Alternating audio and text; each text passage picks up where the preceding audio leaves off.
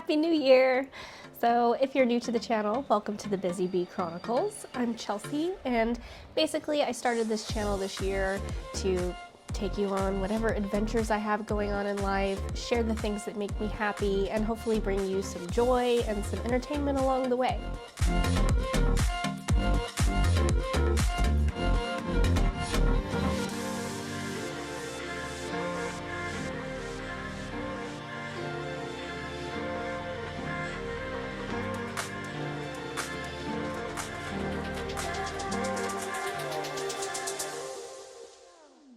Now this is going to be kind of my 2024 wrap-up video, talking about next year a little bit. So for those of you who are already subscribed and you've been following along, thank you very, very much. I really appreciate that. I'm a small channel trying to grow and just do something that has really made me happy this year. So thank you very much if you've been on this journey with me during this short time. So I just kind of want to talk about my year and what I kind of have planned going into 2025. And to begin, excuse me for sounding like a demon, and if I'm like coughing and whatever, I apologize. I spent all my holidays stuck in a room to hopefully not get anybody else sick, because I was sick over Christmas and New Year's. So that was not the best start to the year, but it wasn't bad. It gave me some time to relax. I got to get lots of editing done. There was no procrastination involved, because it's like, what are you gonna do? And I didn't feel too bad. So thankfully there's that, and I'm feeling better. But yeah, so again, if I sound terrible today, I really do apologize.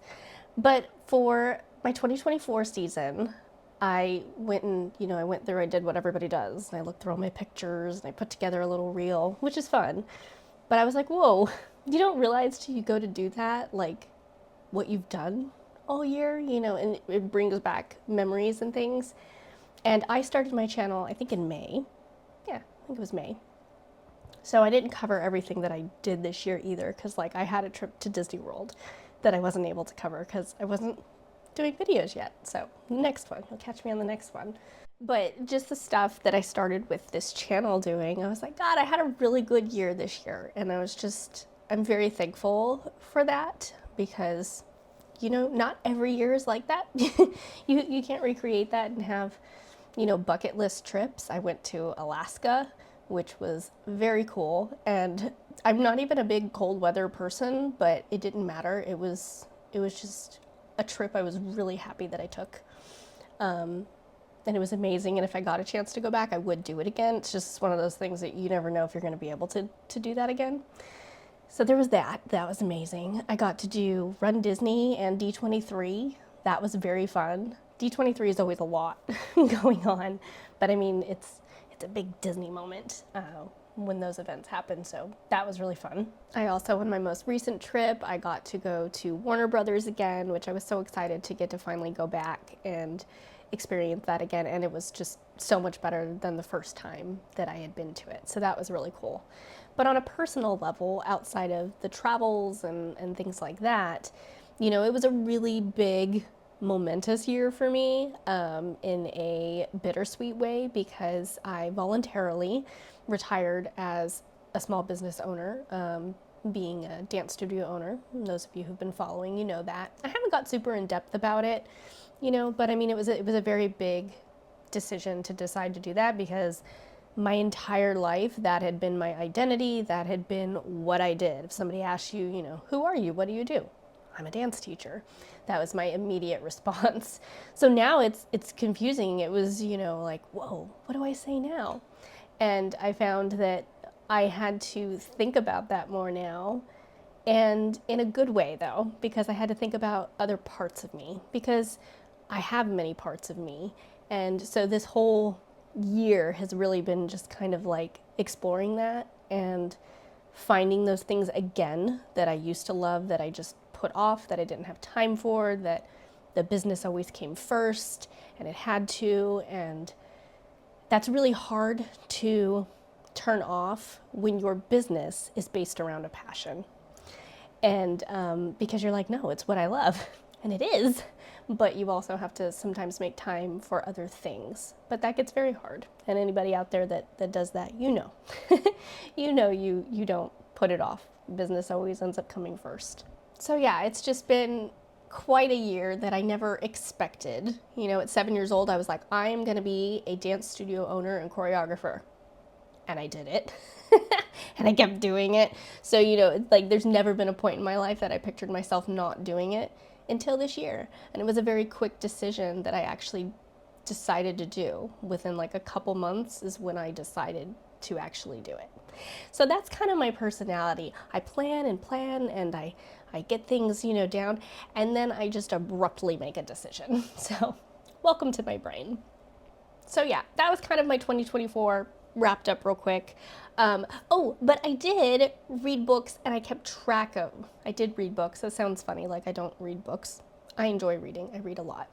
But I kept track of the books that I read this year. So it's this nice little stack over here, which is very minimal and depressing when you look online and I see all these people and how many books they read. And I'm just like, I love reading, but I don't think I'm a very fast reader, actually. I like to really read at the pace, like as if you're watching a movie, and if they were saying, I like to read it in the timing of how I would want to hear it happening. So speed reader, I am not. So the number of books is not impressive, but I read some things that I really liked this year, so I'm going to go over some of my favorites. I lied, I'm going to go over all of them, but I'll do it very quickly.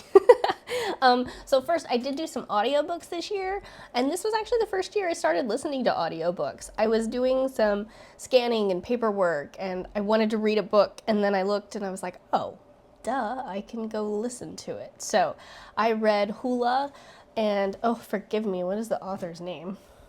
Hula by Jasmine Iolani Hakes. Yes, that was a very good book. I really, really loved that one. And then the other one that I read by audiobook was Beyond the Wand by Tom Felton.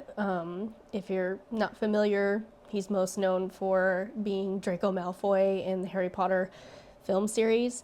But that was a really good book too. I loved how realistic it was and really talked about, being a kid behind the scenes on a movie set and just all the things that are involved in that. So that was a good read too. So then these are what else I read. Some Enchanted Eclair by Bailey Cates. This was a fun little cozy mystery, and if you're like me and you get anxious on a plane, can I just recommend that this is a good plane anxiety book? There's no planes in it, and it was just like a fun, comfy mystery. I mean, there's murder, but it's a fun, comfy murder mystery. I don't know. I liked it. The Midnight Library by Matt Haig. Very good book. I wouldn't want to read this on a plane just because it has its ups and its downs, but I love the message. I think it's a positive message. It just has some deep moments to it, for sure. So, very good. The Whisperwicks. This was a fun one. It had, I felt like a lot happening for a while. There was a lot of detail to it, but I liked the world that was created in this. I thought it was very imaginative. Okay, Dreadful by Caitlin Rozakis, and I do hope I'm saying her name right. Awesome book. It's funny. It's fun. It's dark gothic humor. I don't know. I liked it. You need to try this one. It was very, very good. Unbroken. This one followed the Ruined series, by Paula Morris. This was really good too. I just enjoyed these. They're like a nice, easy, young adult read, but they were fun because it's like a haunted story in New Orleans. So I enjoyed that, but it also incorporated some history in there. New Slow City by William Powers. I liked this one too. A neat nonfiction kind of read. Gives a whole different perspective on living in the city and trying to do it a different way. Okay, The Secret Life of Albert Entwistle by Matt Cain. This was an excellent book. I had a hard time putting this one down. I kept reading and being like, no, I need to go to bed. I think the characters were just very real and you could connect to them. Even characters that were not main characters in the plot were just very authentic feeling. I don't know. I really loved it. The most I could say is I recommend it.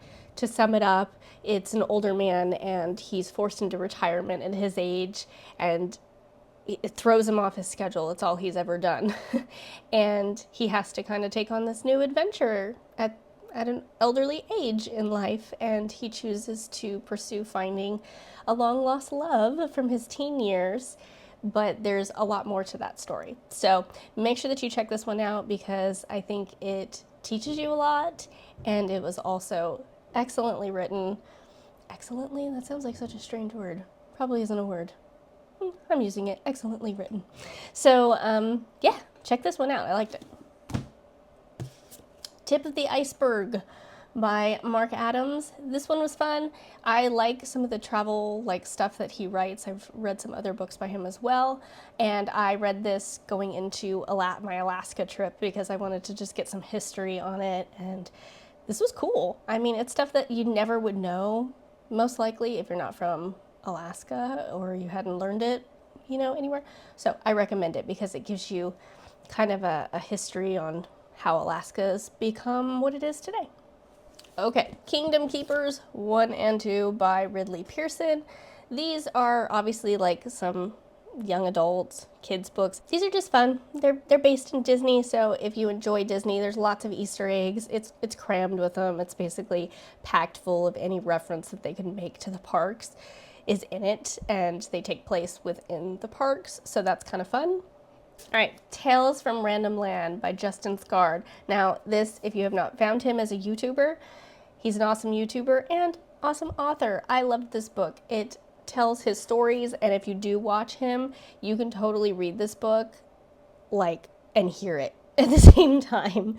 So I really hope there's a part 2 coming at some point because this was just fun. I think he's a really interesting person who is down to earth and knows how to tell a good story and just really live life, if that makes any sense. So this was great. You got to pick this up. Tales from Random Land, Justin Scard. All right, Something Wicked This Way Comes. I'd never read this, and I read this year by Ray Bradbury. I read it during October, so it was spooky. This is a scary, creepy book, and I'm willing to bet this is the start of every creepy carnival movie, show, reference that we've ever seen. So, a bit dated in some of its references, but it was fun and creepy. Sally's Lament by Mary Mancusi. Sorry if I butchered your name. But this was really fun, and basically these are twist on tales. I picked this one up, I think, at D23, and they changed the storyline. So it's kind of like a what if, but with Disney characters. And so this would be if Sally was the one that discovered Christmas Land. So I liked it because it took you on a whole different journey because her personality is different and things would have gone differently had it been her. So very creative and fun. Okay, The Mermaid, the Witch, and the Sea by Maggie Tokuda Hall. This was very good. I didn't know what to expect from this book, and very well written, characters very well developed, and if you enjoy supernatural and ocean and, kind of mariner stories, I think this is a really good one. It can also get a little bit dark, so it was one of those that, at least for me, it was like, I have to be in the mindset, ready to move on, but I also kept wanting to read more. So that's very important. I think there's another one. I have to find it. So yes, very good book. And then my final book this year was Let It Glow by Marissa Meyer and Joanne Levy. Again, I'm terrible with names apparently. This was so cute. I love this. It is the story of these twin girls who were separated at birth basically, and they grew up in 2 different adoptive homes. One celebrates Christmas and one celebrates Hanukkah. And they find each other, and it's very parent trappy. And basically they switch spots, and it's their story of them experiencing the different holidays and getting to know each other and bringing their families together. So very cool book, and I love the cover. I thought it was just like a really nice design as well. So this was a fun one for December. Okay, so that was my book wrap up. Oh, but I did want to show you, I got this as a gift this year, and this is the cutest thing. I'm booked all week. It's a journal, and basically inside you keep track, because I just keep track of them in my phone, and I write the title and the author in there. But this one, you can do your little book review and, you know, answer things that you liked about it and whatever. Yeah, so this is very fun. I got it as a gift for Christmas. And it will remind me to be organized and put things in my book. I'm terrible at putting things in a planner or a book. I find that it takes me longer to plan something and I know I'm trying to get out of that habit. Because like when I was a studio owner, I was very organized with certain things. I was like planning 365 days in advance for everything.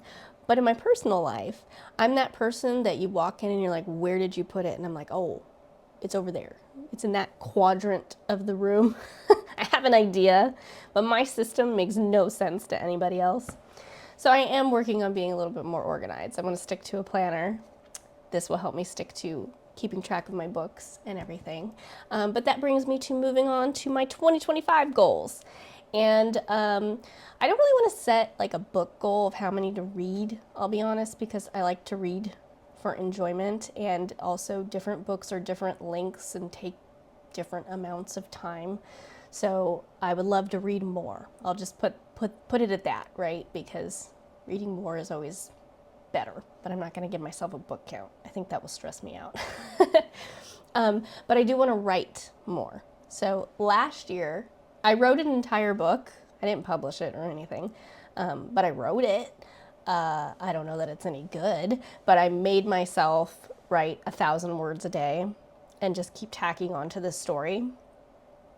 And I did that for a few months, and I finished a short book. So I'm hoping that I can accomplish that this year. And now, even with my brain being able to maybe focus on that a little bit more, I really want to set time aside and make myself write.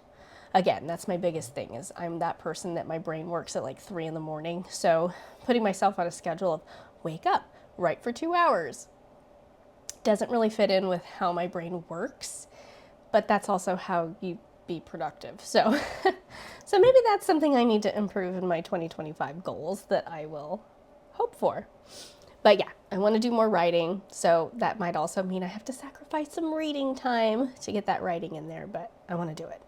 I do want to exercise every day, which I know is like the typical, oh, I'm going to exercise and work out. I'm not setting a weight. I am not setting any kind of physical appearance goal. I don't feel like any happiness comes from doing that. I just want to be healthy and remind myself to keep moving. And also, considering I'm coming off of a job where I spent like 20 hours a week exercising, I have to figure out a new plan for that, to not lose that, because that's odd for me. My job, I would be exercising, 5 or 6 hours a day.